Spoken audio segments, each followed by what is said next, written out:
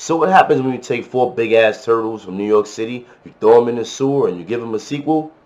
Well, you get this. You are now tuned in to Lee's Final Word.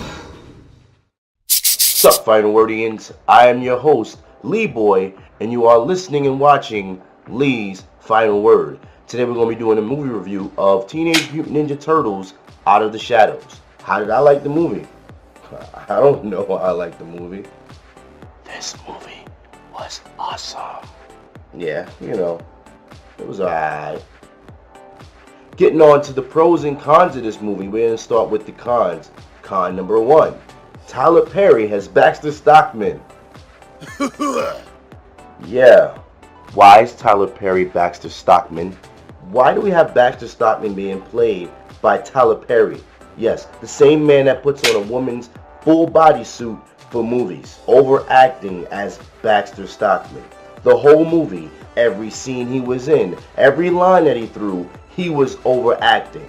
Which moves on to con number 2 with Bebop and Rocksteady.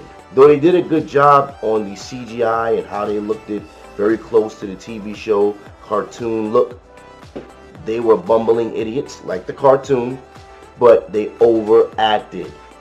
What's up with this? It's like a Swiss cheese thing that you're doing. Everybody's overacting. Why? They were CGI, for crying out loud. They didn't need to overact.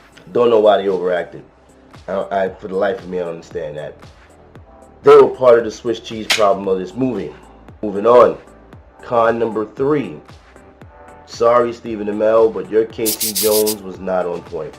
I didn't like it. I didn't like Stephen Amell playing Casey Jones. I guess I went into the movie theater thinking that he was going to bring the arrow to Casey Jones, that attitude, you know, but it didn't work. Maybe if they gave him some arrows, he wouldn't have failed this movie. Yeah, should have gave him arrows. But anyway, moving on to the pros. Megan Fox as April O'Neil. She did her thing. For the second time in a row, she's managed to convince me that she is April O'Neil. Hands down, for the modernized version of Ninja Turtles, Megan Fox is April O'Neil in the discussion. Moving on to pro number 2.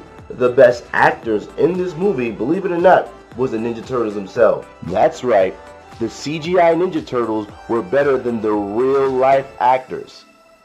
Yeah. The Ninja Turtles did a great job at being authentic. Whoever were playing them as the actors in the background for the Turtles did an excellent job. They made you feel like these guys were real and alive. I didn't really get that from the first movie. I felt like in the first movie, they were actually trying a little too hard. In this movie, it came as natural. You see it as if these turtles were real. Moving on to pro number 3, the storyline. The overall storyline was great. It was fast-paced. It was easy to keep up with. There was no loose ends. Nothing in the story screamed that you were lagging for too long. It did an excellent job at moving the story along, even with the bad acting by Tyler Perry, Stephen Amell, and Bebop and Rocksteady.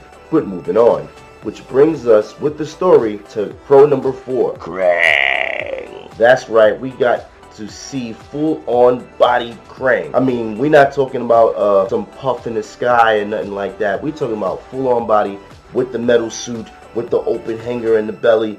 We got to see Krang for the first time in a Ninja Turtles movie, looking astonishing, very modernized for the times, and it fits so well. He didn't have he didn't do none of that, but he was still bossy, he was still pushy, he was still messing with Shredder. All of that stuff was in there. He still had his little Death Star thingy. He had all of that, and it was excellent. Krang, to me, was worth the price of admission just to geek out and see him there. Krang did an excellent job. They did their work on him, and that's all I can say about that. But now moving on to the final verdict. Final verdict that I give this movie straight up is an 8. I definitely implore other people to go see it. There were some cameos. There were some Easter eggs, like the Transformer Easter egg that's in there. I'm not going to spoil it for you, but just look out for the April O'Neil haircut from the TV show cartoon Easter egg. Look out for that. And with that, overall, the movie was great. Even though it had some Swiss cheese from Tyler Perry, Bebop and Rocksteady, and the bad writing that they gave Stephen Amell, it still was a great movie because the story was easy to keep up with. The acting by the Turtles were great, and Krang. Come on, do I have to say any more? Alright, once again, I've been your host, Leeboy, and you've been listening and watching Lee's final word. You need to hit the comment section below. Let me know which Ninja Turtle would you pick to take on the Shredder by yourself. And also, hit that like button and to stay up on all my latest videos. Don't forget to hit the subscribe button somewhere around here at the top. Don't forget to hit the subscribe button. Take care, and I'll catch you next time. If you like the video, share it on social media. Hit that like button and don't forget to subscribe. Go ahead, it's all clear. You can subscribe. Look, no one's looking. Look, I'll turn around. You got it. You got it, buddy. Right there, the button right there. That one. Go ahead, click it.